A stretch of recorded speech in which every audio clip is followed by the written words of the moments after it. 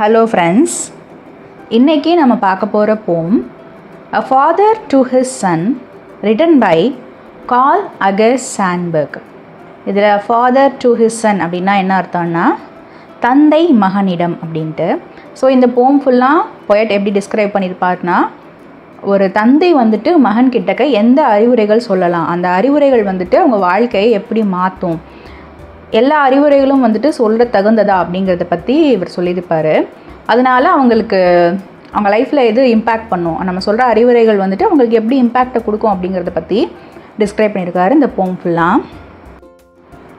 A father sees his son nearing manhood. What shall he tell that son? Life is hard, be still, be a rock. And this might stand him for the storms and serve him for humdrum monotony. இப்போ வந்துட்டு a father sees his son nearing manhood அப்படின்னா, ஒரு தந்தை வந்துட்டு தன்னுடைய மகன் வந்துட்டு ஒரு அடல்ட் ஸ்டேஜ் இல்லைனா ஒரு மேன்ஹுட் அப்படின்னா குழந்தை பருவத்தை தாண்டி ஒரு மனிதனாக வந்துட்டு இந்த உலகத்தில் வாழ போகிறான் அப்படின்றப்போ அவர் என்னென்ன அட்வைஸ் கொடுப்பாரு அப்படிங்கிறத அதில் சொல்லியிருக்கிறாங்க. What shall he tell the son. So என்ன சொல்லலாம், அவங்க பையனுக்கு வந்துட்டு அவங்க என்ன சொல்லலாம் அப்படின்னா, life is hard, be steel, be a rock. லைஃபுங்கிறது ரொம்ப கஷ்டமாக இருக்கும், ஸ்டீல் போல் இருக்கணும் நம்ம அப்படின்னா திடமாக இருக்கணும், ஒரு பாறையை போல் வந்துட்டு நீ கடினமாக இருக்கணும் அப்படிங்கிற மாதிரி சொல்லி கொடுப்பாரு. And this might stand him for the storms. So இந்த கருத்து இருக்குது என்ன பண்ணுறதுன்னா, இந்த life is hard and be steel be a rock அப்படிங்கிற அந்த கருத்து வந்துட்டு அவன் மனசுக்குள்ளே பதியும். ஆனால் அது எப்படி நிற்குமா, அவனுக்கு வந்துட்டு எந்த ஒரு புயல் அடித்தாலும் அவன் ஸ்டீல் மாதிரி நிற்பான், எந்த ஒரு புயல் அடித்தாலும் அவன் ஒரு பாறை மாதிரி இருப்பான். இது வந்துட்டு இந்த அட்வைஸ் வந்துட்டு அவனை எந்த ஒரு கஷ்டங்கள் வந்தாலும் அவன் வந்துட்டு நிலைச்சி நிற்கிறதுக்கு ஹெல்ப் பண்ணும். அவன் நிலைச்சி நிற்கிறதுக்கு மை ஸ்டாண்ட் தான் அவன் வந்துட்டு எந்த ஒரு ப்ராப்ளம் வந்தாலும் அதை அவன் ஃபேஸ் பண்ணுறதுக்கு அது ஹெல்ப் பண்ணும். And serve him for ஹம்ட்ரம் monotony. அது மட்டும் இல்லாமல் அது எதுக்கும் வழிவகுக்கும் அப்படின்னா, வாழ்க்கையில் வந்துட்டு ஒரு எக்ஸைட்மெண்ட்டே இல்லாமல், ஹம்ட்ரம் அப்படின்னா எக்ஸைட்மெண்ட், எந்த ஒரு எக்ஸைட்மெண்ட்டுமே இல்லாமல், மோனோட்டனினா தொடர்ந்து ஒரே விஷயத்தை பண்ணிக்கிட்டே இருக்கிறதுக்கு தான் அது வந்துட்டு அவனுக்கு வழிவகுக்கும். அவனுக்கு அது புயலை எதிர்த்து நிற்கிறதுக்கும் உதவும். அதே மாதிரி இந்த விஷயம் வந்துட்டு ஒருத்தன் வந்துட்டு ரொம்ப ராக் மாதிரியே இருக்கார் அப்படின்னா, அவருக்கு தொடர்ந்து ராக் மாதிரி இருந்துச்சுன்னா போர் அடிச்சிடாதா, கடினமாகவே வாழ்க்கையை பார்த்துட்டு இருந்தாருன்னா போர் அடிச்சிடாரா, அப்படி தான் இப்படி சொல்கிறார். அந்த மாதிரி வந்துட்டு எக்ஸைட்மெண்ட் வாழ்க்கையில் இல்லாமல் போய் தொடர்ந்து ஒரே காரியங்களை செய்கிறதுக்கு தான் அவனுக்கு அது உதவியாக இருக்கும், அந்த அட்வைஸ் உதவியாக இருக்கும் அப்படிங்கிறாரு. And guide him among sudden betrayals and tighten him for slack moments.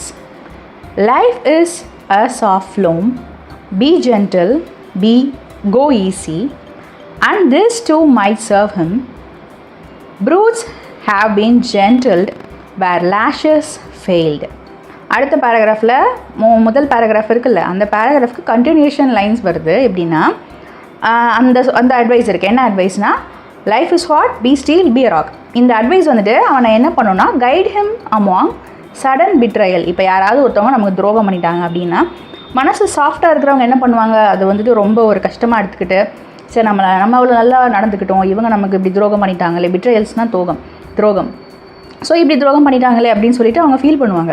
But ஒரு ராக் மாதிரியோ ஒரு ஸ்டீல் மாதிரியோ இருக்க பர்சன் என்ன பண்ணுவாங்க, அதை வந்துட்டு பெருசாக எடுத்துக்க மாட்டாங்க.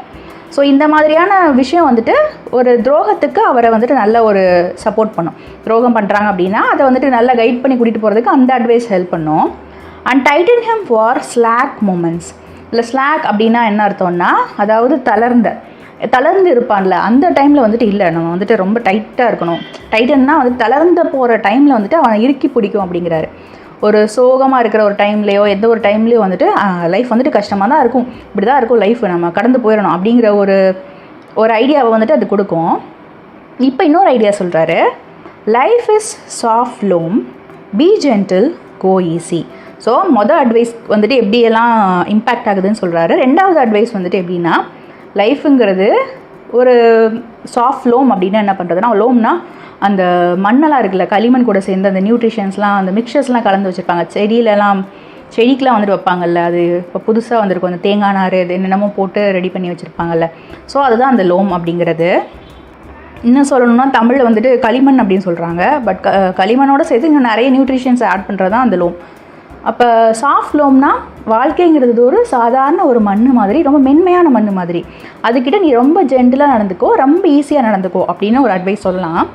And this too might serve him. இதுவும் வந்துட்டு அவனுக்கு என்னத்தை வந்துட்டு பண்ணும் அப்படின்னா, இதுவும் அவனுக்கு வழிகாட்டும். சர்வ்னா அவனுக்கு உதவி செய்யும். Brutes had been gentle where lashes fail. இதில் ப்ரூட்ஸ் அப்படின்னா என்னென்னா ஒரு மிருகத்தனமான விஷயம். லேஷஸ் அப்படின்னா வந்துட்டு அடிக்கிறது, துன்புறுத்துறது, ஏதாவது ஒரு கட்டையை வச்சோ இல்லை ஒரு குச்சியை வச்சோ அதுதான் அடிக்கிறது. ஸோ இந்த காட்டு மிராண்டித்தனம், ப்ரூட்ஸ்னால் காட்டு மிராண்டித்தனம்னு சொல்லுவாங்க, இல்லை மிருகத்தனம். இப்போ ஒரு அனிமலை வந்துட்டு நம்ம என்ன பண்ணலாம் அப்படின்னா அடிக்காமையே விட்டுட்டோம். லேஷஸ் ஃபெயில்டுனா அடிக்காமல் அதை நம்ம வளர்த்துருக்கோம் அப்படின்னா அது எப்படி இருக்கும்? ஜென்டிலாக தான் இருக்கும். அதே நம்ம அடித்து அதை வளர்த்தோன்னா அப்படியே என்னாகும்? அது ஒரு ப்ரூட்ஸ் ஆகிடும். அதே மாதிரி தான் இவர் சொல்கிறார். எப்படின்னா ப்ரூட்ஸ் வந்துட்டு ஜென்டிலாக இருக்கும் எப்போனா நம்ம அது மேலே எந்த அடியும் அடிக்காமல் இருக்கிறப்போ அது ஜென்டிலாக இருக்கும் அப்படின்னு சொல்கிறார். இதை லைஃபோட கம்பேர் பண்ணுறாரு. லைஃப்பை வந்துட்டு நம்ம ஹார்டாக இருக்குதுன்னு சொல்லிட்டு இருந்தோம்னா அது ஹார்டாக இருக்கும், இல்லை நம்ம அது ஜென்டிலாக ஹேண்டில் பண்ணலாம்னு சொல்லிட்டு இருந்தோம்னா அது மென்மையாக இருக்கும் அப்படிங்கிறதுக்கு தான் இந்த மீனிங் சொல்கிறாரு. The growth of a frail flowers in a pot up has sometimes shattered and split a rock. A tough will counts, so does desire. So does a rich, soft wanting.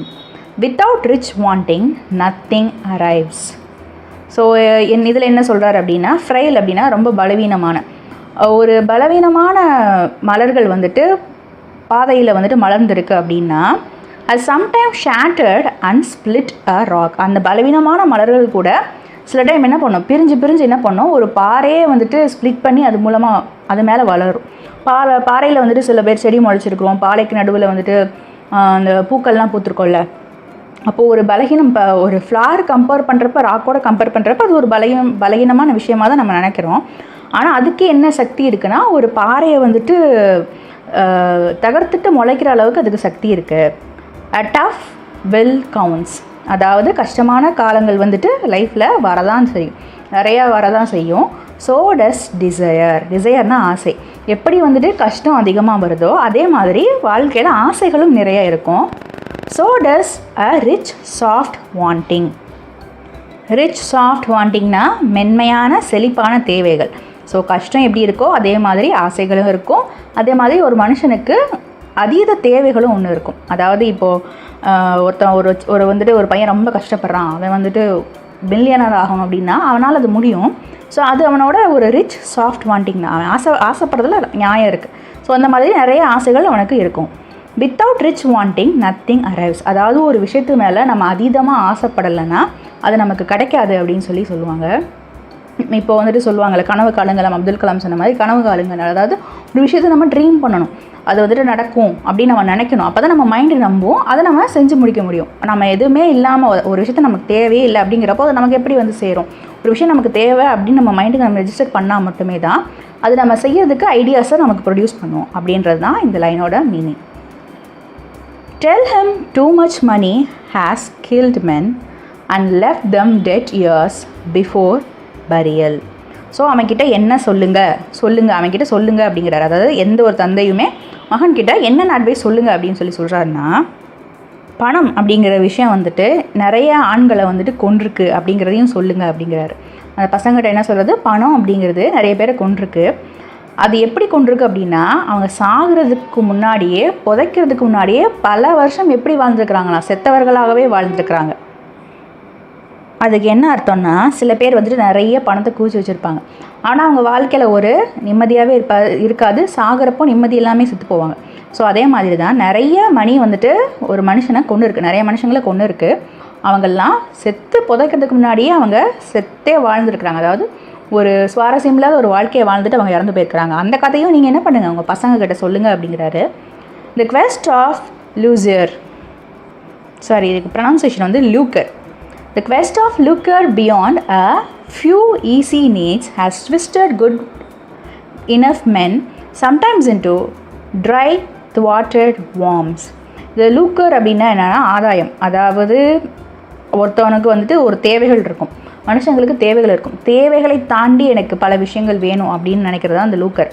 அதாவது ஒரு விஷயம் கிடைக்கணும், தேவையை தாண்டி அதீதமாக எனக்கு இது கிடைக்கணும் அப்படின்னு நினைக்கிறப்ப அது என்ன ஆகுதுன்னா, as twisted good enough man, அதாவது ஒரு நல்ல மனிதர்களையும் அது வந்துட்டு மாற்றிடுது தான்.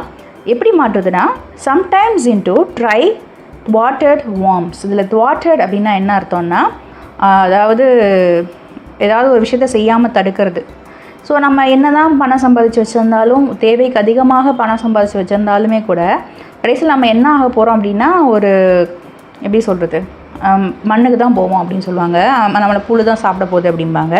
ஸோ அந்த மாதிரி இருக்கிறப்போ நம்ம இவ்வளோ பணம் நமக்கு சேமித்து வைக்க வேண்டிய அவசியமா அப்படிங்கிறதான் அவர் கேட்குறாரு, அப்படிங்கிறதான் அவர் சொல்ல நினைக்கிறாரு. Sometimes into dry thwarted worms, அதை நம்ம புழுக்களாக நம்ம மாறி போயிடுறோம் அப்படிங்கிற மாதிரி சொல்கிறாரு. Tell him time as a stuff can be wasted. Tell him to be fool ever so often, and to have no shame over having been a fool, yet learning something out of every folly, hoping to repeat none of the cheap follies. So அவனுக்கு வேறு என்ன லெசனும் சொல்லிக் கொடுங்க அப்படிங்கிறாருன்னா, stuff can be wasted. அவங்ககிட்ட சொல்லுங்கள், நிறைய விஷயங்களை நம்ம என்ன பண்ணலாம், டைமுங்கிறது ஒரு ஸ்டஃப், அதை வந்துட்டு வேஸ்ட் பண்ணலாம், நிறைய விஷயங்களை நம்ம வீணடிக்கலாம், நிறைய டைம் நம்ம வீணடிக்கலாம். இப்போது வந்துட்டு ஒரு சக்ஸஸ் எடுத்துக்கிறோம் அப்படின்னா, ஒருத்தவங்க ஒரு விஷயம் வேணும் அப்படின்னு நினைக்கிறாங்க, அவங்க வந்துட்டு அதை முயற்சி செய்கிறப்போ மற்றவங்களாம் என்ன சொல்லுவாங்கன்னா, இங்கே பாரு டைமை வேஸ்ட் பண்ணிக்கிட்டு இருக்கான் அப்படின்ற சொல்லுவாங்க. அது மற்றவங்க பெர்ஸ்பெக்டிவில் வந்து அது டைமை வேஸ்ட் பண்ணுறது. ஆனால் இந்த பையனோட பெர்ஸ்பெக்டிவ், அந்த முயற்சி பண்ணுறவங்களோட பெர்ஸ்பெக்டிவில் வந்து அது எப்படின்னா, அது அவங்க டைம் வேஸ்ட் பண்ணுற டைம் கிடையாது, அவங்க கோலை நோக்கி அவங்க ரீச் பண்ணுறதுக்காக அவங்க முயற்சி செய்து கொண்டிருக்கிற நேரம். ஸோ அந்த மாதிரி நிறைய டைமை வேஸ்ட் பண்ணுறது தப்பே கிடையாதுன்றதை சொல்லிக் கொடுங்க அவனுக்கு அப்படிங்கிறாங்க. அதே மாதிரி tell him to be a fool ever so often, அப்பப்போ நம்ம முட்டாளாக இருக்கிறதும் ஒன்றும் தப்பில்லை அப்படின்னு சொல்கிறாரு. And to have no shame over having been a fool, அதாவது நம்மளை முட்டாளாக்கிட்டாங்க அப்படின்றத நினச்சி நம்ம எப்போயுமே அவமானப்பட வேணாம். ஏன்னா நம்ம முட்டாளாக இருந்திருக்கோம் அப்படின்னா ஒருத்தவங்களை நம்பியிருப்போம், அவங்கள நம்ம முட்டாளாக்கியிருப்பாங்க. அது என்றைக்குமே வந்துட்டு தப்பான விஷயம் கிடையாது, நம்ம நேர்மையாக தான் இருந்திருக்கோம். அதனால அதில் எந்த ஒரு ஷேமையும் அந்த பையனை எடுத்துக்க வேணான்னு சொல்லுங்கள். Yet learning something out of every folly, இல்லை ஃபாலினா முட்டாள்தனம், ஒரு எப்படி சொல்கிறது, ஒரு குட் சென்ஸ் இல்லாமல் சென்ஸே இல்லையான்னு கேட்பாங்களே அந்த மாதிரி. ஸோ அந்த மாதிரி ஒவ்வொரு விஷயமும் நம்ம ஏமாறுறப்ப நமக்கு அது ஒரு லெசனை கற்றுக் கொடுக்கும். அதில் கற்றுக்கிட்டதை ஒவ்வொரு கெட்ட விஷயங்கள்லேருந்தும், ஒவ்வொரு பிட்ரையல்ஸ்லேருந்தும், ஒவ்வொரு முட்டாள்தனத்துக்கு பின்னாடியும் நம்ம ஒரு விஷயத்தை கற்றுட்டு இருந்திருப்போம். அதை மட்டும் நம்ம திருப்பி என்ன பண்ணக்கூடாதான், ரிப்பீட் பண்ணக்கூடாதான். Hoping to repeat none of the cheap follies, நம்ம தெரிஞ்சிருச்சு இது தப்பு, இது இவங்க வந்துட்டு நம்மளை இப்படி மிஸ்யூஸ் பண்ணிட்டாங்க, இல்லை இவங்க இப்படி நம்மளை இது பண்ணிட்டாங்க, இப்போ நம்ம பண்ணுற விஷயம் வந்துட்டு சரியாக முடியலை அப்படின்னா அதை திருப்பி நம்ம என்ன பண்ணக்கூடாது, ரிப்பீட் பண்ணக்கூடாது. அதாவது கெட்ட விஷயங்களை ரிப்பீட் பண்ணக்கூடாது. கெட்ட விஷயம் இந்த சென்ஸ், இப்போ நம்ம யாராவது ஒருத்தவங்களை நம்பிட்டோம், பணம் இன்வெஸ்ட் பண்ணிட்டோம் அப்படின்னா, இப்போ நம்ம ஒருத்தவங்களை நம்பி வந்துட்டு பணம் இன்வெஸ்ட் பண்ணுறோம் அப்படிங்கிறப்ப அவங்க நம்மளை ஏமாற்றிடுறாங்க அப்படின்னா திருப்பி அந்த விஷயத்தை நம்ம பண்ணுவோமா அப்படின்னு கேட்டால் பண்ண மாட்டோம். ஸோ அந்த மாதிரி நிறைய சீப் ஃபாலிஸ் இருக்குது, அதிலிருந்து ஒரு லெசன் எடுத்துக்கிட்டு அதை திருப்பி நீங்கள் ரிப்பீட் பண்ணாதீங்க அப்படின்னு சொல்கிறாரு. Thus arriving at intimate understanding of a world numbering many fools, tell him to be alone often and get at himself, and above all tell himself no lies about himself, whatever the white lies and productive friends. So என்ன சொல்கிறாரு இதில் அப்படின்னா, இப்போ மேலே கற்றுக்கிட்ட அந்த சீப்பான ஃபோலிஸ்லேருந்து நமக்கு ஒரு லெசன் கிடைக்கும். அந்த லெசன் வந்துட்டு எப்படி கொண்டு வரணும்னா, தஸ் அரைவிங் அட் இன்டிமேட் அண்டர்ஸ்டாண்டிங், அதாவது நமக்கு ஒரு புரிதலை நமக்கு கொடுக்குமா. அந்த லெசன்ஸ் வந்துட்டு நமக்கு ஒரு புரிதலை கொடுக்கும். எப்படிப்பட்ட புரிதல்னா, of a world numbering many fools, அதாவது இந்த உலகத்தில் நிறைய பேர் முட்டாளாக்கப்பட்டிருக்காங்க, நிறைய பேர் முட்டாளாக்கியிருக்காங்க அப்படிங்கிறத வந்துட்டு நமக்கு ஒரு அண்டர்ஸ்டாண்டிங்கை நமக்கு அது கொடுக்கும். Tell him to be alone often and get at himself. So உங்கள் பையன்கிட்ட சொல்லுங்கள், தனிமையில் அப்பப்போ இருக்க சொல்லி, அப்போ தான் அவன் உணர்ந்து கொள்ள முடியும் அப்படின்னு சொல்கிறாரு. And above all tell himself no lies about himself. வேறு என்ன சொல்லுங்கள், இது எல்லாத்தையும் விட அந்த பையனுக்கு என்ன சொல்லிக் கொடுங்கன்னா, அவனை பற்றியே எந்த ஒரு பொய்யும் சொல்லக்கூடாது அப்படின்னு சொல்லிக் கொடுங்க. What ever the white lies and productive friends, அதாவது ஒயிட் லைஸ் அப்படின்னா மற்றவங்களுக்கு கஷ்டப்படுத்தாதது தான் ஒயிட் லைஸ்ன்னு சொல்லுவாங்க. அதாவது பெருசாக ஹார்ம் வராது, அதான் ஒயிட் லைஸ். அந்த மாதிரி ஒரு ஹார்ம்லெஸ்ஸான பொய் கூட நம்ம சொல்ல வேணாம். ப்ரொடக்டிவ் ஃப்ரெண்ட்ஸ் அப்படின்னா இப்போ வந்துட்டு நம்மளை காப்பாற்றிக்கிறதுக்காக நம்ம சொல்லுவோம்ல, அந்த மாதிரியான பொய்கள் வந்துட்டு சொல்ல தேவையில்லை அப்படிங்கிறாங்க. அதுவும் பெருசாக மற்றவங்களுக்கு கஷ்டத்தை ஏற்படுத்தாது. இப்போ நம்ம ஃப்ரெண்ட்ஸ் கூட வெளியில் போயிட்டு வந்திருப்போம், நம்ம வீட்டில் என்ன சொன்னோன்னா நாங்கள் வந்து படிச்சுட்டு வந்தோம் அப்படின்னு சொல்லுவோம்ல, அதுவுமே கூட ஒரு ப்ரொடக்டிவ் ஃப்ரெண்ட்ஸ் தான். ஸோ அந்த மாதிரி ப்ரொடக்டிவ் ஃப்ரெண்ட்ஸ்க்கு கூட சொல்ல வேணாம் அப்படின்னு சொல்கிறாரு. இதுதான் அந்த லைனில் சொல்கிறாரு. அதாவது அவனுக்கு தனியாக இருக்க சொல்லிக் கொடுங்க, பொய் சொல்ல கற்றுக் கொடுக்காதீங்க, பொய் சொல்ல வேணான்னு சொல்லுங்கள், எந்த ஒரு சூழ்நிலையிலையும் பொய் சொல்ல வேணாம்னு நினைங்க அப்படின்னு சொல்கிறாரு. He may use against other people. Tell him solitude is creative if he is strong, and the final decisions are made in silent room. Tell him to be different from other people if it comes natural and easy being different. So ஏன் பொய் சொல்லக்கூடாதுன்னு அடுத்த லைனில் அடுத்த பேராகிராஃபில் சொல்கிறாரு. ஏன்னா ஒருத்தவங்க தன்னை நோக்கியே தன்னை பற்றி நம்ம பொய் சொல்லிட்டோம் அப்படின்னா நம்ம அதை அடுத்தவங்களுக்கு எதிராகவும் நம்ம யூஸ் பண்ண கற்றுக்குருவோம். ஸோ அது வேணாம் அப்படிங்கிறாரு. சாலிட்யூட்னா தனிமையாக இருக்கிறது நிறைய ஒரு க்ரியேட்டிவான விஷயங்களை சொல்லிக் கொடுக்கும். அதாவது திடனாக இருக்கிறவங்களால தான் தனிமையாக இருக்க முடியுமா? ஸ்ட்ராங்காக ஒருத்தவங்க இருந்தாங்கன்னா அவங்களால யாரோட கம்பெனி இல்லாமல் தனியாக இருக்க முடியும். தனியாக இருக்கிறது வந்துட்டு எதுக்கு கூட்டிகிட்டு போகுதுன்னா ஒரு விஷயம் க்ரியேட்டிவாக இருக்கிறவங்கள யோசிச்சிங்கன்னா தெரியும், ரொம்ப தனிமையாக இருப்பாங்க க்ரியேட்டிவாக இருக்கிறவங்க. ஏன்னா அவங்களுக்குள்ளே அது என்ன நடக்குது, அவங்களுக்குள்ளே என்ன இருக்குன்னு அவங்க தெரிஞ்சுக்குவாங்க, புரிஞ்சுப்பாங்க. தனிமைங்கிறது வந்துட்டு யாருமே வேணாம் அப்படின்னு இருக்கிறது இல்லை, அவங்களுக்காக சில நேரத்தை செலவிடுறது, அந்த மாதிரி நேரத்தை செலவிடுவாங்க. அந்த final decisions are made in silent room. இல்லை final decisions are made in silent ரூம்ஸ்னால் என்ன அர்த்தம்னா, ஒருத்தவங்களுக்கு ஒரு முடிவு எடுக்கணும் அப்படின்னா தனிமையாக அது ரூமில் உட்காந்து இது சரியா இல்லையா நம்ம மனசுக்குள்ளே கேட்டு தான் நம்ம ஒரு டெசிஷனை எடுக்கணும். நம்ம மற்றவங்க கிட்ட சஜஷன்ஸ் கேட்கலாம், ஆனால் மற்றவங்க சொல்கிறதையே நம்ம கேட்டு நடந்துப்போம் அப்படிங்கிற மாதிரி இருக்கக்கூடாது. ஒரு வாழ்க்கையில் நம்ம டெசிஷன் எடுக்கிறோம்னா நம்ம முடிவு நம்மளுடையதாக இருக்கணும் அப்படின்னு சொல்கிறாரு. Tell him to be different from other people. மற்றவங்களோட நீ வித்தியாசமாக இருக்கிறதுல எந்த தப்பும் இல்லை, நீ வித்தியாசமாக இருக்கலான்னு சொல்லி கொடுங்க அப்படிங்கிறாரு. If it comes natural and easy being different. அதாவது சிலருக்கு வந்துட்டு நேச்சுரலாகவே வந்துட்டு வித்தியாசமாக இருக்கிறது வந்து ஈஸியாக இருக்கும். நேச்சுரலாகவே அவங்க தனிமையாக இருப்பாங்க, நேச்சுரலாகவே அவங்க எல்லா விஷயங்களும் தனியாக செய்யணும்னு ஆசைப்படுவாங்க. அது வந்து நேச்சுரலாக நடக்கும், அது வந்து ஈஸியாகவும் இருக்கும், வித்தியாசமாகவும் இருக்கும். அந்த வித்தியாசமாக இருக்கிறது ஈஸியாக அவங்களுக்கு இருக்கும் அப்படிங்கிறாரு. Let him have lazy days seeking his deeper motives. Let him seek deep for where he is born natural. Then he may understand Shakespeare and the Wright brothers, Pasteur, Paulo, Michael Faraday and free imagination. இப்போ என்ன சொல்கிறாருன்னா, சோம்பேறித்தனமாக சில நாட்களை அவர் சுய சந்தோஷத்துக்காக செலவிடுறது வந்து தப்பு இல்லை, அதை செலவு பண்ணு அப்படின்னு சொல்லலாம். இப்போ சில டைம் வந்துட்டு ரொம்ப ஹார்ட் ஒர்க் பண்ணிகிட்டே இருக்கணும், 24/7 ஹார்ட் ஒர்க், 7 நாள் ஹார்ட் ஒர்க் பண்ணிட்டு இருக்கணும் அப்படி இல்லை. சில நாள் பிரேக் எடுத்துகிட்டு இஷ்டப்படி இருக்கலாம், சில நாள் பிரேக் எடுத்துகிட்டு ரொட்டீன்கிறது ரொம்ப முக்கியம் தான். அந்த ரொட்டீனில் வந்து பிரேக் எடுத்து லேசியாகவும் இருக்கிறதுல எந்த தப்பும் இல்லை. அப்படி லேசியாக இருக்கிறப்போ டீப்பர் மோட்டிவ்ஸ்னால் உண்மையிலே நமக்கு வாழ்க்கையில் என்ன ஒரு விஷயத்தை நம்ம செய்து முடிக்கணும் அப்படிங்கிறது தெரிய வரும் அப்படிங்கிறாரு அந்த லேசி டேஸில். Let him seek deep for where he is born natural. So அவருக்குள்ளே வந்துட்டு ஆழ்ந்த மனசுக்குள்ளே வந்துட்டு தேடணுமா, எப்படின்னா நேச்சுரலாகவே அவர் வந்து எதுக்காக பிறந்திருக்காரு அப்படின்னு தேடணுமா.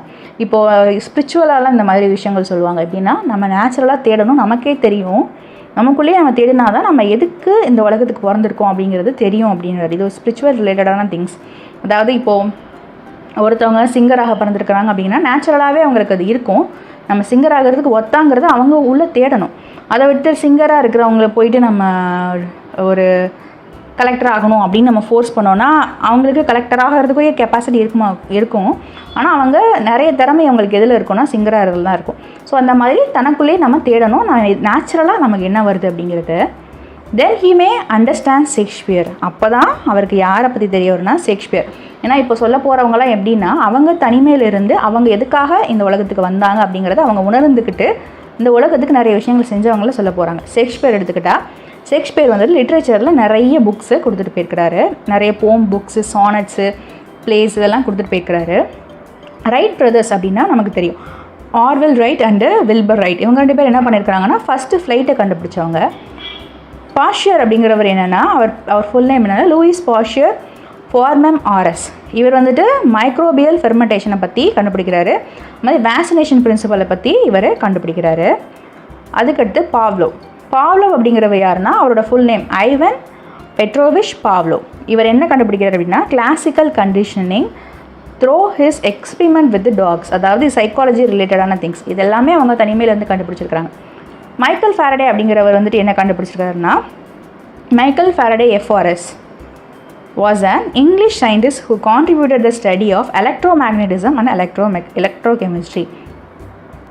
ஸோ அவர் எலக்ட்ரோமேக்னட்டிசம் கெமிஸ்ட்ரியில் அவர் ஒரு சயின்டிஸ்டாக அவர் இருந்திருக்கார். ஸோ எல்லாருமே எப்போ தனிமையில் இருந்து அவங்களோட இமேஜினேஷன் மூலமாக கண்டுபிடிச்சிருக்கிறாங்க. அண்ட் ஃப்ரீ இமேஜினேஷனுங்கிறது ரொம்ப ஃப்ரீ தான். நம்ம இமேஜின் பண்ணுறதை நம்ம வாழ்க்கையில் நடக்கும்னு சொல்லுவாங்க. யூனிவர்சல் தியரி படியோ இல்லை மேனிஃபெஸ்டேஷன், லா ஆஃப் அட்ராக்ஷன், இது படி நம்ம என்ன நினைக்கிறோமோ அது நடக்கும். நம்ம நினச்சிக்கிட்டே இருந்தோம்னா நம்ம பிரெயினுக்கு ஓகே இவன் ஆசைப்பட்றான், இவன் வந்துட்டு இது செய்கிறதுக்கு நம்ம என்னென்ன வழிகள் இருக்கோ எல்லாத்தையும் அவன் மைண்டில் தோன்ற வைப்போம், சப்கான்ஷியஸ்க்கு தெரியும் அப்படிம்பாங்க. ஸோ அந்த மாதிரி தான் இவர் சொல்கிறாரு. Bringing changes into a world resenting change. So இது என்ன சொல்கிறாரு அப்படின்னா, எதுக்காக இந்த மாதிரி கண்டுபிடிப்புகள்லாம் வந்திருக்கு அப்படின்னா, வாழ்க்கைக்கு புது தேவைகள் இருக்கும், அதுங்களுக்கெல்லாம் சேஞ்சஸ் கொண்டு வரதுக்கு தான் இது வந்திருக்கு. ரிசன்டிங் அப்படின்னு என்ன அர்த்தம்னா, ஒரு மாதிரி கோபத்தில் இருக்கிறது, இல்லைனா ஏதோ ஒரு தேவையில் இருக்கிறது. ஒரு விஷயம் நடக்கலை அப்படிங்கிறப்போ ஒரு தேவை. ஸோ மாற்றம் அப்படிங்கிறது தேவைப்படுது. அந்த மாற்றத்தை இந்த மாதிரியான தனிமையால் இருக்கிறப்போ நிறைய புது கண்டுபிடிப்புகள் வருது. அது அந்த மாற்றத்தை அந்த உலகத்துக்கு கொண்டு வருது அப்படின்னு சொல்கிறாங்க. He will be lonely enough to have time for the work. So ஒருத்தவங்க தனிமையாக இருந்தாங்கன்னா மட்டும்தான் அவங்களுக்குன்னு அவங்க வேலையை செஞ்சுக்கிறதுக்கு கரெக்டாக இருக்கும் அப்படின்னு சொல்கிறாரு. He know as his own.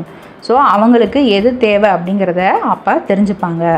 அவங்களுக்குள்ளே என்ன இருக்குது, அவங்களுக்கு எது தேவை அப்படிங்கிறத தனிமையில் இருக்கிறப்போ தெரிஞ்சுப்பாங்க அப்படின்னு சொல்லி இந்த போமை முடிக்கிறார். Author information.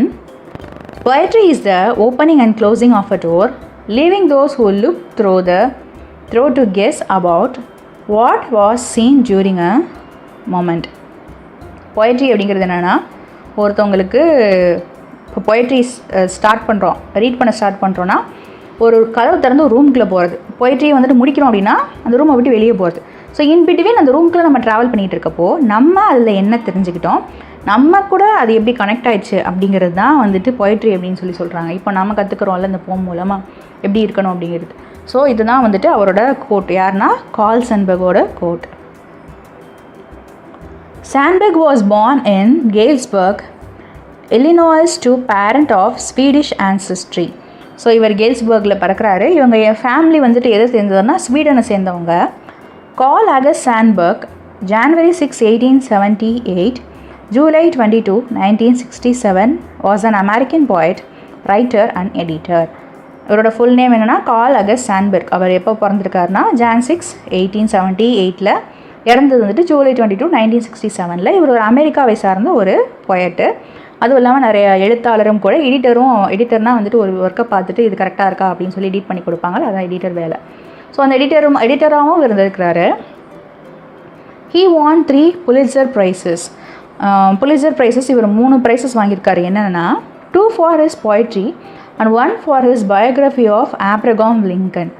2 வந்துட்டு அவரோட போம்கே வாங்கியிருக்கிறாரு. 1 வந்துட்டு இவர் ஆப்ரகாம் லிங்கனோட சரிதை அப்படி எழுதியிருக்கிறார். சரிதைனா ஹிஸ்ட்ரியை பற்றி எழுதியிருக்கிறார், பயோகிராஃபி எழுதியிருக்கிறாரு. ஸோ அதுக்கும் இவர் Pulitzer வாங்கியிருக்கிறாரு. During his lifetime, Sandberg was widely regarded as a major figure in contemporary literature. So அவர் வாழ்ந்த காலத்தில் இவர் ஒரு பெரிய ரைட்டராக இருந்திருக்காரு. கண்டெம்பரரினா சுயகால இலக்கியம் அப்படின்னு சொல்லுவாங்க. அதாவது சககால இலக்கியம். ஸோ அங்கே அவர் வாழ்ந்த டைமில் ஒரு நல்ல ஃபேமஸான ரைட்டராக இருந்திருக்காரு. Especially for volumes of his collected verse. என்னென்ன போம்ஸ்லாம் அவர் வந்துட்டு ரொம்ப கலெக்டட் வேர்ஸ்னால் நிறைய வேர்ஸஸ் சேர்ந்து, அதாவது நிறைய போம்ஸ் வந்து கலெக்ட் பண்ணுறது. அது என்னென்ன அப்படின்னு சொல்லி கேட்டால் இன்க்ளூடிங் சிகாகோ போம்ஸுங்கிறது 1916 எழுதியிருக்கிறாரு. கார்ன் ஹஸ்கர்ஸ் அப்படிங்கிறது 1918 எழுதியிருக்கிறாரு. அண்ட் ஸ்மோக் அண்ட் ஸ்டீலுங்கிறது 1920 எழுதியிருக்கிறாரு. He enjoyed unrivaled appeal as a poet in his day. அன்ரிவால்ட் அப்படின்னா என்ன அர்த்தம்னா ஒப்பிட முடியாது. ஸோ ஒப்பிட முடியாத அளவுக்கு அவரோட வாழ்க்கையில் அவர் பொயட்டாக இருந்திருக்கிறாரு அப்படிங்கிறாங்க. Perhaps because the breadth of his experience connected him with so many standards of American life. The breadth of his எக்ஸ்பீரியன்ஸ்னால் அவரோட வாழ்க்கை அந்த அனுபவங்கள் வந்துட்டு ரொம்ப நீண்டு இருக்கும்ல, அது வந்துட்டு அமெரிக்கனோட லைஃபோட ரொம்ப கனெக்ட் ஆகிருக்கு அப்படிங்கிறதுனால அதை அவர் பொயட்ரியிலே ரிஃப்ளெக்ட் பண்ணியிருக்கிறார். ஸோ இவர் ஒரு பொயட்டாகவே வாழ்ந்துருக்கிறாரு அப்படிங்கிறாங்க. At his death in 1967. So இப்போ எப்போ இறக்குறாருன்னா 1967 இறக்குறாரு. President Lyndon B. Johnson observed that Carl Sandburg was more than the voice of America, more than the poet of its strength and genius, he was America. So அவர் என்ன சொல்கிறாருன்னா, அப்போ பிரசிடெண்ட்டாக இருந்தவர் London B Johnson, அவர் என்ன சொல்கிறாருன்னா, அவர் இறந்தப்போ curl Sandberg அப்படிங்கிறவர் அமெரிக்க மக்களின் குரலாக இருந்திருக்கிறாரு. அது மட்டும் கிடையாது, அமெரிக்க மக்களோட ஒரு பலமாகவும் ஒரு அறிவாகவும் இருந்திருக்கிறார். அவர் தான் ஒரு அமெரிக்காவாகவே இருந்திருக்கிறார். ஸோ அமெரிக்காவுக்கு நிறைய கான்ட்ரிபியூட் பண்ணிக்கிறாரு. இந்த மாதிரி ஒரு போய்ட்டு அமெரிக்காவை சேர்ந்தவர் அப்படிங்கிறப்போ அது ஒரு பெரிய கான்ட்ரிபியூஷன் தான். ஸோ அவரை ரொம்ப பெருமையாக அவர் பேசியிருக்கிறாரு அவர் இறந்தப்போ. Discussion session. இந்த செஷனில் என்ன தெரிஞ்சுக்கிட்டேன் அப்படிங்கிறத நான் ஷேர் பண்ணுறேன். நீங்கள் என்ன தெரிஞ்சுக்கிட்டீங்கன்னு ஷேர் பண்ணுங்கள். நான் என்ன தெரிஞ்சுக்கிட்டேன் அப்படின்னா, ரியாலிட்டி ஆஃப் லைஃப், அதாவது குழந்தைக்கு வளர்கிறப்போ அங்கே வந்துட்டு லைஃப் கஷ்டமாக இருக்கும், அப்படி தான் இருக்கும் அப்படின்னு சொல்லி நம்ம சொல்லிக் கொடுக்கக்கூடாது அப்படிங்கிறத நான் தெரிஞ்சுக்கிட்டேன். நம்ம ஃப்யூச்சர் ஜெனரேஷன் அதை நம்ம ஃபாலோ பண்ணணும் கண்டிப்பாக. லைஃபே ஈஸியாக தான் இருக்கும், ஈஸியாக எடுத்துக்கோ, எல்லாத்தையும் ஈஸியாக பண்ணு, இது வரலையா பரவாயில்ல, இன்னும் முயற்சி பண்ணு அப்படின்னு சொல்கிறது எப்படி இருக்குது. இந்த டைமுக்குள்ளே நீ முடிக்கலையா, சரி இது உனக்கு வரவே வராது, இல்லைன்னா நம்ம ஏதாவது ஹார்ட் ஒர்க் பண்ணிகிட்டு இருக்கப்போ இதை போய் அவன் ட்ரை பண்ணுறான் பாரு, அந்த மாதிரியான விஷயங்கள் இப்போ நிறையா இருக்குது. சொல்லுவாங்க, உங்களுக்குள்ளே இருக்க நல்ல விஷயங்கள் உங்களுக்குள்ளேயே வச்சுக்கோங்க. ஒரு ஃப்ரேஸ் கூட இருக்கும் கூட, என்னென்னா to work in silence let your success makes நாய்ஸ்னு வரும்னு நினைக்கிறேன். ஸோ எப்படின்னா, உங்களோட வேலையை நீங்கள் தனிமையில் சைலண்ட்டாக நீங்கள் பண்ணிகிட்டே இருக்கணும். உங்களோட வெற்றி வந்துட்டு மற்றவங்களுக்கு தெரியணும். இப்போ நம்ம ஏதாவது பண்ணுறோம் அப்படிங்கிறத நம்ம மற்றவங்களுக்கு சொல்லிட்டோம் அப்படின்னா, இப்போ எங்களுக்கு ஒரு எய்ம் இருக்குது, நான் இப்போ ஒரு விஷயத்துக்கு நான் ட்ரை பண்ணிகிட்ருக்கேன் அப்படின்னா, மற்றவங்க கொடுக்குற எனர்ஜி வந்துட்டு நமக்கு அது மோசமாகவே முடியலாம்.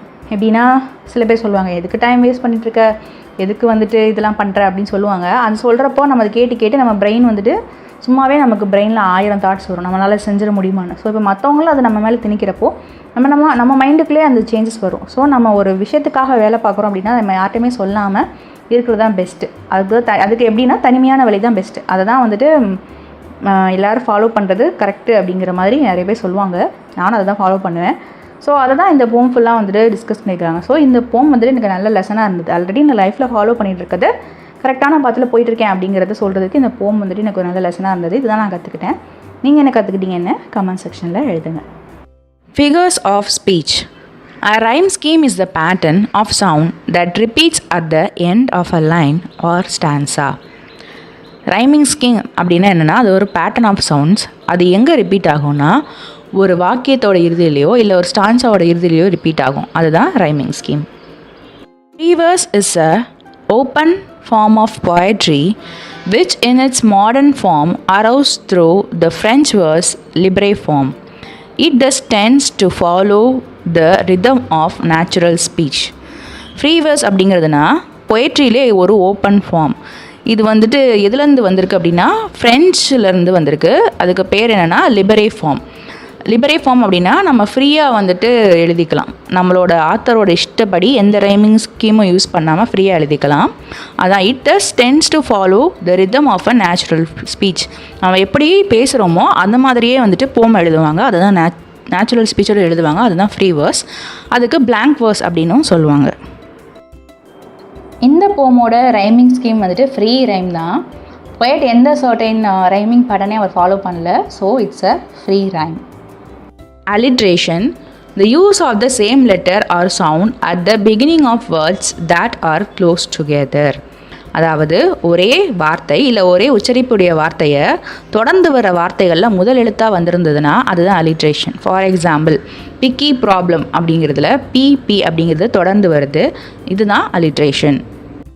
இந்த போமில் இருக்க அலிட்ரேஷன் என்னென்னா, the growth of a frail flaws in a path up. இதில் ஃப்ரைல் ஃப்ளாஸ் எஃப் தொடர்ந்து வருது. இது ஒரு அலிட்ரேஷன். அடுத்து has something shattered and split a rock. இல்லை சம்டைம்ஸ் shattered split எஸ்ங்கிறது ரிப்பீட் ஆகுது. ஸோ இது ஒரு alliteration. a tough will counts so does desire. இதில் does desire டிடி கண்டினியூஷனாக வருது. ஸோ இது ஒரு alliteration. and left them dead years before burial. இதில் before burial BP repeat ஆகுது. ஸோ இது ஒரு alliteration. Repetition. Repetition is a figure of speech where a word or phrase is repeated more than one time to put emphasis. It attracts the attention of the readers to the specific phrase. Repetition அப்படின்னா ஒரு விஷயம் மறுபடியும் திரும்ப திரும்ப வருது, அது ஒரு figure of speech. அதில் ஒரு வார்த்தையோ இல்லை வார்த்தைகளின் குழுமம், ஃப்ரேஸ்னால் வார்த்தைகளின் குழுமம், அது வந்துட்டு திரும்ப திரும்ப வந்திருக்கும். எதுக்காகனா ஒரு விஷயத்துக்கு அதிகமாக இம்பார்ட்டன்ஸ் கொடுக்கறத தெரிவிக்கிறதுக்காக. அது ரீடரோட அட்ராக்ஷனை அது வந்துட்டு அட்ராக்ட் பண்ணுவோம், ரீடரோட அட்டென்ஷனை வந்துட்டு அட்ராக்ட் பண்ணும் அந்த ஸ்பெசிஃபிக் ஃப்ரேஸ்க்காக. அதுதான் வந்துட்டு ரிப்பிட்டேஷன். ரிப்பிட்டேஷன் இந்த போமில் இருக்க ரிப்பிட்டேஷன் என்னென்னா, tell him to be alone often and get at himself and above all tell himself no lies about himself. இதில் himselfங்கிறது ரிப்பீட் ஆகிருக்கு. ஸோ இது ஒரு repetition. Antithesis. An antithesis is a figure of speech that states strongly contrasting ideas placed in juxtaposition. They contain compound sentences with two independent clauses separated by a comma or a semicolon in most cases. Antithesis அப்படின்னா என்ன அப்படிங்கிறதுனா anti அப்படிங்கிறதுனாலே opposite அப்படின்னு அர்த்தம். ஆன்டிதீசிஸ்ங்கிற figures of speech எது சொல்லுதுன்னா, strongly contrasting ideas, அதாவது எதிர்மறையான இரண்டு ஐடியாஸை சொல்லுது. அது ரொம்ப ஸ்ட்ராங்காகவும் இருக்கும். பிளேஸ்ட் இன் ஜக்ஸ்டபொசிஷன், அது எதிர்மறையான ஐடியாவும் ஆப்போசிட்டாக தான் பிளேஸ் ஆகிருக்கு. ஆப்போசிட் மீனிங்கை கொடுக்குற ஐடியாஸ் பிளேஸ் ஆகிருக்கும். தே கண்டைன் காம்பவுண்ட் சென்டென்சஸ், அதாவது காம்பவுண்ட் சென்டென்ஸ்னால் ஒரு சென்டென்ஸ் வந்துட்டு அண்ட் அப்படிங்கிறத வச்சு தொடர்ந்து வருது. இப்போ he is sleeping and snoring அப்படின்னா அது ரெண்டு வார்த்தையும் சேர்ந்து வருது. அவர் வந்துட்டு தூங்குறாரு, கொரட்டை விடுறாரு. ஸோ ரெண்டு வார்த்தையும் சேர்ந்து வருது. அதுதான் வந்துட்டு காம்பவுண்ட் சென்டென்ஸு. ஸோ இந்த மாதிரி காம்பவுண்ட் சென்டென்ஸும் with two independent clauses. Independent கிளாஸஸ்னால் அது ரெண்டுமே வந்துட்டு தனித்து பொருள் கொடுக்கக்கூடியது. இப்போது நான் சொன்னேன்ல, he is sleeping and he is snoring. So he is sleeping அப்படின்னா அவன் தூங்குகிறான், he is snoringனா அவன் குரட்டை விடுகிறான் அப்படின்னு அர்த்தம். ஸோ ரெண்டுமே தனித்தனியாக அந்த அண்டை வந்து நீக்கிட்டாலுமே ரெண்டுமே வந்துட்டு தனியாக மீனிங் கொடுக்குறது. அதான் இண்டிபெண்ட் கிளாஸஸ்ன்னு சொல்லுவாங்க. அது எப்படி செப்பரேட் பண்ணியிருக்கணும்னா, சில டைம் வந்துட்டு கொமா வந்துட்டு செப்பரேட் பண்ணியிருக்குமா, சில டைம் வந்துட்டு செமிகோலன் வந்துட்டு செப்பரேட் பண்ணியிருக்குமா. ஸோ சில கேசஸில் இது வந்துட்டு எப்படி செப்பரேட் ஆகும், சில கேசஸில் அண்டும் வரும். ஸோ அதுதான் ஆன்டிதீசிஸ். இந்த போமில் இருக்க antithesis, the growth of a frail flower in a path up has sometimes shattered and split a rock. இந்த லைன் எடுத்துக்கோங்க. இதில் அண்டுங்கிறது கன்ஜக்ஷன்னா ஒரு ரெண்டு வார்த்தையும் சேர்க்கறது தான் அண்டு. இப்போ ரெண்டு இண்டிபெண்ட் கிளாஸஸ் எது அப்படின்னா, the growth of a frail flowers in a path up has sometimes shattered, அதாவது தளர்ந்த மலர்கள் வந்துட்டு ஒரு பாதையில் வளர்ந்துருக்கும். அது எப்படி இருக்கும்னா, ஷேட்டர்னா தனியாக வளர்ந்துருக்கும் அப்படிங்கிறது ஒரு பர்ஃபெக்டான சென்டென்ஸ். அதுக்கு இண்டிபெண்ட்டாக அது மீனிங் கொடுக்கும். எந்த ஒரு இதுவும் இல்லாமல் இண்டிபெண்ட்டாக அது அந்த வாக்கியமே வந்துட்டு மீனிங் கொடுக்குது. அதே மாதிரி ஸ்பிளிட் அ ராக் அப்படின்னா முளைக்கிறது, அதாவது ஸ்பிளிட்னா உடைக்கிறது. ராக்கை வந்துட்டு உடச்சிக்கிட்டு அது முளைக்குதுன்னு சொல்கிறாங்க. ஆனால் ஸ்பிளிட்டர் ராக்குங்கிறதுமே ஒரு இண்டிபெண்ட் கிளாஸ் தான். அதுவும் தனியாகவும் மீனிங் கொடுக்கக்கூடியது. ஸ்பிளிட்டர் ராக் அப்படின்னா ஒரு சென்டென்ஸ் தான். அதுவும் ராக்கை வந்துட்டு ஸ்ப்ளிட் பண்ணுங்கள், பாறை வந்துட்டு உடைங்க அப்படிங்கிறதும் ஒரு சென்டென்ஸ் தான். ஸோ இந்த ரெண்டு சென்டென்ஸையும் வந்துட்டு இணைக்குது அண்டுங்கிற கன்ஜக்ஷன். ஆனால் இது ரெண்டுமே வந்துட்டு ஆப்போசிட் மீனிங்கை கொடுக்குது. எப்படின்னா, ஒரு க்ரோத் ஆஃப் ஃப்ரைல் வீக்கான ஒரு ஃப்ளவர் வந்துட்டு பாதையில் முளைத்திருக்கு. அதே மாதிரி அது எதை வந்துட்டு உடைக்கக்கூடிய தகுதி இருக்குது அதுக்குன்னா, ஒரு ராக்கே உடைக்கக்கூடிய தகுதி இருக்குது. ஸோ ரெண்டுமே ஆப்போசிட் ஐடியாஸ். டூ இண்டிபெண்டன்ட் கிளாஸஸை வந்துட்டு காம்பவுண்ட் சென்டென்சஸாக ஒரு அண்டை வச்சு வருது. ஸோ இது ஒரு ஆன்டிதீசிஸ். நெக்ஸ்ட் வந்துட்டு, brutes have been gentle where lashes failed. இதில் வந்துட்டு ப்ரூஸ் ஹேவ் பீன் ஜென்டில் அப்படிங்கிறது ஒரு சென்டென்ஸ். அதுவுமே ஒரு இண்டிபெண்ட் கிளாஸஸ் தான். அதுக்கு மீனிங் தனிச்சுமே அது மீனிங் கொடுக்கும். ப்ரூட்ஸ்னால் காட்டு மிராண்டி சொல்லலாம், இல்லை மிருகத்தனமானு சொல்லலாம், விலங்குகள்னே சொல்லலாம். ஸோ விலங்குகள் மென்மையாக இருக்கலாம் அப்படிங்கிறதுக்கு தான் ஹேவ் பீன் ஜென்டில், இருக்கின்றன அப்படின்னு சொல்லலாம். வேர் லேஷஸ் ஃபெயில்டு, இதில் லேஷஸ் ஃபெயில்டு அப்படிங்கிறதுமே கூட ஒரு சென்டென்ஸாக நம்ம எடுக்கலாம். லேஷஸ் ஃபெயிலும் ஒரு இண்டிபெண்ட் கிளாஸ் தான். இது வந்துட்டு வேறு அப்படிங்கிறது கனெக்ட் ஆகி வந்திருக்கு. ஸோ ரெண்டு ஆப்போசிட் ஐடியாவும் இண்டிபெண்ட் கிளாஸஸாக இருந்து ஒரு காம்பவுண்ட் சென்டென்ஸாக இருந்து அது வந்துட்டு மீனிங்கை கொடுக்குது, ஆப்போசிட் மீனிங்ஸை கொடுக்குது. ஸோ இது ஒரு antithesis. Transferred epithet. Transferred epithet is when an adjective usually used to describe one thing is transferred to another. An epithet is a word or phrase which describes the main quality of someone or something. For example, a happy person. Epithets are usually adjectives like happy that describes a noun like person. அதாவது transfer epithet அப்படின்னா என்ன அர்த்தம்னா அட்ஜெக்டிவ்ஸாக mostly வந்து transfer எபித்தட்ஸாக இருக்கும். அது எப்படி describe பண்ணுதுன்னா ஒரு விஷயத்தை ட்ரான்ஸ்ஃபர் ஆகிறதுக்கு அது வந்துட்டு டிஸ்கிரைப் பண்ணுது அப்படிங்கிறாங்க. எபித்தட் அப்படிங்கிறது ஒரு வார்த்தை இல்லைனா ஃப்ரேஸ்னால் நிறைய வார்த்தைகள் சேர்ந்த குழுமம் தான் ஃப்ரேஸ்ன்னு சொல்லுவாங்க.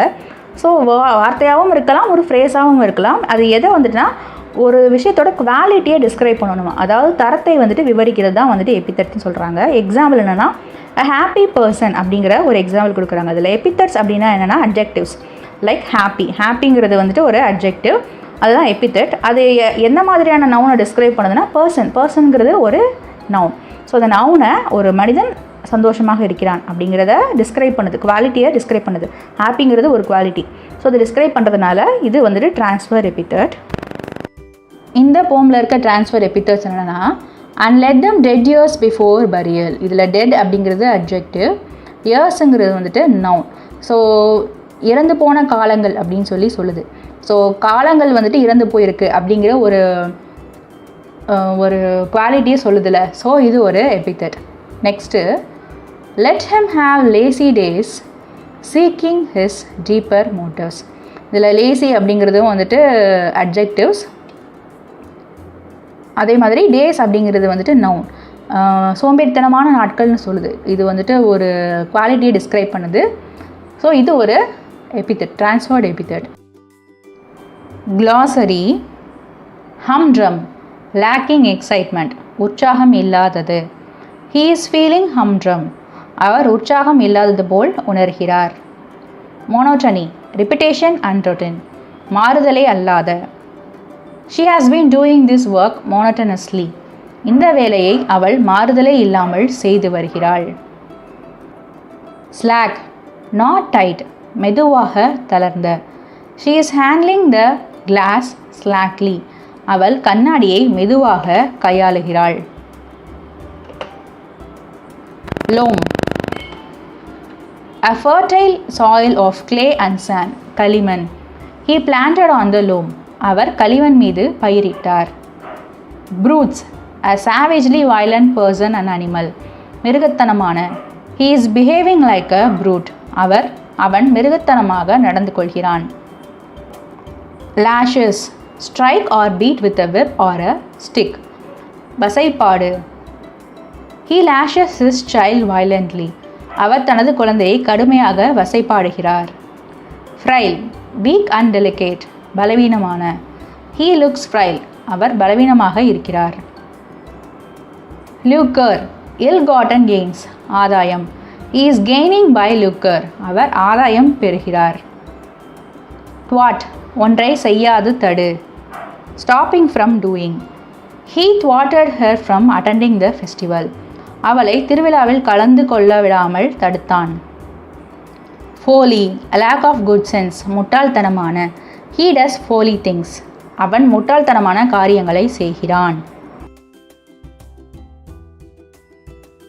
இந்த சேனலில் நான் டிஎன் சிலபஸ் இங்கிலீஷ் லெசன்ஸ் எல்லாமே அப்டேட் பண்ணுவேன். நீங்கள் இதை யூஸ் பண்ணிக்கோங்க. நீங்கள் அந்த லெசன்ஸை வாட்ச் பண்ணி இதில் ஏதாவது மிஸ்டேக் இருக்குது, இதில் இந்த இடத்துல எப்படி வந்திருந்தா இது கரெக்டாக இருக்கும் அப்படின்னு எதுவாக இருந்தாலும் கமெண்ட் செக்ஷனில் மென்ஷன் பண்ணுங்கள். விமர்சனங்கள் வரவேற்கப்படுகிறது. அதே மாதிரி உங்கள் ஃப்ரெண்ட்ஸ் யாராவது இருந்தாங்க அப்படின்னா இந்த சேனலில் வந்துட்டு நீங்கள் அனுப்பி அவங்களுக்கு யூஸ்ஃபுல்லாக இருந்தது அப்படின்னா நீங்கள் அனுப்பி ஷேர் பண்ணிக்கோங்க. Wishing you abundance in knowledge. Thank you so much.